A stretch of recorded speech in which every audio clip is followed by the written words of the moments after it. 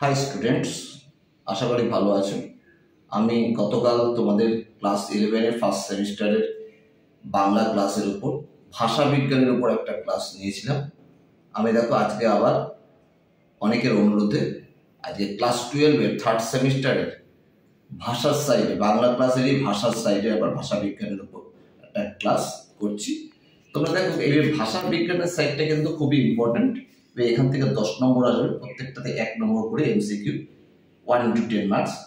দেখো ক্লাস 12-এর ভাষা বিজ্ঞানে আছে প্রথম 3টে পার্ট। একটা ভাষা বিজ্ঞান ও তার শাখা প্রশাখা, ধ্বনিতত্ত্ব, শব্দার্থ তত্ত্ব, এইটা হচ্ছে এই 3টে পার্ট আছে। দেখো এর মধ্যে এই প্রশ্নগুলো যদি তোমরা পড়ো তাহলে আশা করি তোমরা বিশেষভাবে উপকৃত হবে। তোমাদের এই প্রশ্নগুলো অবশ্যই কাজে দেবে। দেখো ভাষাবিজ্ঞানে প্রথমেই এই তুলনামূলক ভাষাবিজ্ঞান ও তার শাখা প্রশাখাতে পড়বে তুলনামূলক ভাষাবিজ্ঞানের সূত্রপাত কে করেন? উত্তর স্যার উইলিয়াম জোন্স। সংস্কৃত, গ্রিক, লাতিন প্রভৃতি ভাষার উৎপত্তির মূলে কি আছে? উত্তর হচ্ছে ইন্দো ইউরোপীয় ভাষা। বর্ণনামূলক ভাষাবিজ্ঞান আলোচনা করে কারা? সমকালীন প্রচলিত ভাষার গঠনরীতি নিয়ে। কি নিয়ে? সমকালীন প্রচলিত ভাষার গঠনরীতি নিয়ে। বর্ণনামূলক ভাষাবিজ্ঞানের সূত্রপাত কবে হয়? 20 শতাব্দীর গোড়ার দিকে। মানব মস্তিষ্ককে প্রথম ভাষা শেখার যন্ত্র হিসেবে কে চিহ্নিত করেন? উত্তর হবে নোয়াম চমস্কি। LAD ল্যাড পুরো কথাটি কি? Language acquisition device. বহুস্বরতা বা বহু ধ্বনিময়তা শব্দের ইংরেজি প্রতিশব্দ কি? পলিফোনি। আদর্শ অভিধানে প্রতিটি এন্ট্রি বা শব্দের 3টি স্তর কি কি? একটা গঠনগত, একটা অন্বয়গত, একটা বাগার্থগত। LAS ল্যাস পুরো কথাটি কি? Language acquisition system. ভাষা উপভাষা উভয়ের সম্পর্ক, শ্রেণী উপভাষার, সমাজ উপভাষার ও লিঙ্গ, ভাষা ও লিঙ্গ কোথায় আলোচিত হয়? সমাজ ভাষা বিজ্ঞানে। ফাংশনাল নিউরো ইমেজিং বা ব্যবহারিক স্নায়ুচিত্রণে কি ব্যবহৃত হয়? PET পেট বা fMRI। এই PET পেট এর পূর্ণরূপ কি? Positron emission tomography. আর fMRI এর পুরো নাম কি? Functional magnetic resonance imaging. কোনো ভাষার আলোচনার ক্ষেত্রে প্রধান 4টি বিষয় কি কি? একটা ধ্বনিবিজ্ঞান ও ধ্বনিতত্ত্ব, একটা রূপতত্ত্ব, একটা বাক্যতত্ত্ব এবং শব্দার্থ তত্ত্ব। এরপরে চ্যাপ্টারে আছে দেখো ধ্বনিতত্ত্ব বিষয়। ধ্বনির লিখিত ও সাংকেতিক রূপ কি? বর্ণ। বিভাজ্য ধ্বনির অপর নাম কি? খণ্ডধ্বনি। মুখের মান্য বাংলা স্বরধ্বনির সংখ্যা কটি? 7টি। বাংলা উচ্চারণে অর্ধস্বরের সংখ্যা কটি? 4টি। একটি হ্রস্বস্বরের উদাহরণ দাও অ, একটি দীর্ঘস্বরের উদাহরণ দাও এ। মৌলিক স্বরধ্বনি কয়টি ও কি কি? 7টি। অ, আ, রস্বই, রস্যু, এ ও এ। মুখের মান্য বাংলার ব্যঞ্জন ধ্বনির সংখ্যা কত? 30টি। তালিবস্য, দন্তেশ্ব, তালিবস্য, হ এগুলি কোন ধ্বনি? এগুলি উষ্ম ধ্বনি। প, ফ, ব, ভ, ম এই ধ্বনিগুলি কি প্রকারের? এগুলো ওষ্ঠধ্বনি।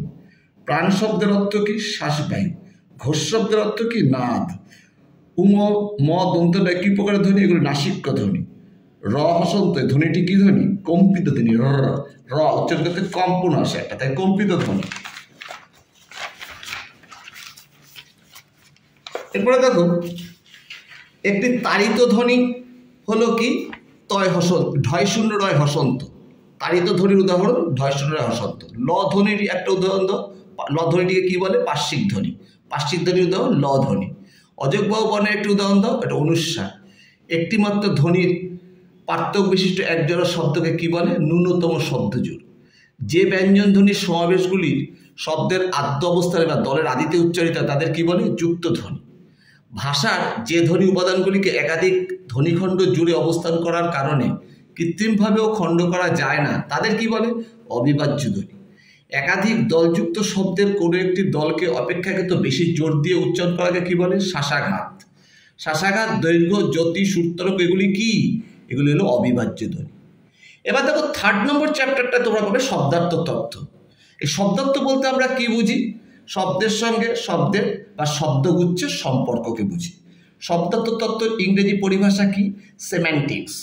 সেম্যান্টিক্স শব্দটি প্রথম কে ব্যবহার করেন? Noam Chomsky. শব্দার্থের প্রথম ভাগের নাম কি? সাধারণ অর্থ। শব্দার্থের দ্বিতীয় ভাগের নাম কি? নিদর্শ। ঐতিহাসিক শব্দার্থ তত্ত্বের আলোচ্য বিষয় কি? সময়ের সঙ্গে ভাষার অর্থের পরিবর্তন সম্পর্কিত আলোচনা। শব্দের অর্থের অভিন্নতা বোঝাতে কি ব্যবহৃত হয়? সমার্থকতা। থিসরাস কি শব্দ? থিসাস গ্রিক শব্দ। থিসরাসের উৎপত্তিগত অর্থ কি? তবে রত্নাগার। থিসরাস অভিধানের আবিষ্কর্তাকে পিটার মার্ক রজেট। একটি বাংলা থিসরাসের মানে অশোক মুখোপাধ্যায় সম্পাদিত একটা বাংলা থিসরাসের নাম কি? সমার্থ শব্দকোষ। প্রয়োগতত্ত্ব কি?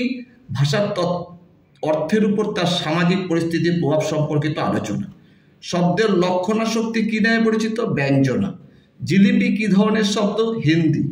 কালী শব্দের বর্তমান অর্থের শব্দার্থ পরিবর্তনের স্বরূপ কিরকম? এটা হবে প্রসার, শব্দার্থের প্রসার ঘটে। আদি অর্থের তুলনায় যদি পরিবর্তিত অর্থের ব্যাপকতা কমে যায় তখন সেটা কি হয়? সেটা শব্দার্থের সংকোচন হয়। অন্ন শব্দটির আদি অর্থ কি ছিল? উত্তর হবে খাদ্য। অন্ন শব্দের আদি অর্থ খাদ্য, পরিবর্তিত অর্থ ভাত। এটি শব্দার্থে কি ধরনের পরিবর্তন হলো? অর্থের সংকোচন। শব্দার্থের রূপান্তর কি নামে পরিচিত? অর্থ সংশ্লেষ ও অর্থ সংক্রমণ। গবেষণা শব্দের আদি অর্থ কি ছিল? আদি অর্থ ছিল গরু খোঁজা, আর বর্তমান অর্থ হচ্ছে বিষয়ের নিয়মানুগ বিশ্লেষণ। এটি কি ধরনের পরিবর্তন? এটি শব্দার্থের রূপান্তর। গোষ্ঠী শব্দের দেখো আদি অর্থ ছিল গবাদি পশু, থাকার জায়গা, এবং বর্তমান অর্থ হচ্ছে সমূহ। এটি কি ধরনের পরিবর্তন হলো? শব্দার্থের রূপান্তর। কোনো শব্দ আদি অর্থের তুলনায় উন্নত মানের হলে তাকে বলে শব্দার্থের উৎকর্ষ, আর যদি কোনো শব্দ আদি অর্থের তুলনায় নিম্নমানের হয় তাকে বলে শব্দের অপকর্ষ। ঝি শব্দের আদি বা মূল অর্থ কি? মেয়ে।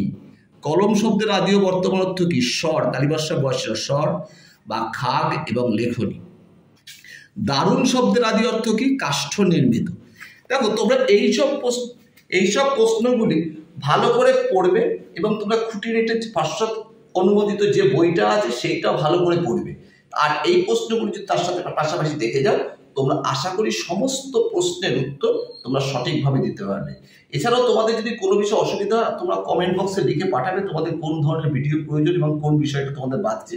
আমি তাহলে আবার সেই বিষয়টা নিয়ে আলোচনা করব। তোমরা আমাকে বেশি করে লাইক ও সাবস্ক্রাইব করো, তাহলে আমি ভবিষ্যতে আরও ভালো ভালো ভিডিও তোমাদের জন্য তৈরি করতে পারবো এবং তোমরা নিশ্চয়ই উপকৃত হবে। আমার চ্যানেলটিকে তোমরা বেশি করে সাবস্ক্রাইব করো। তোমরা আশা করি বুঝতে পেরেছো। আজকে এই পর্যন্তই রইল।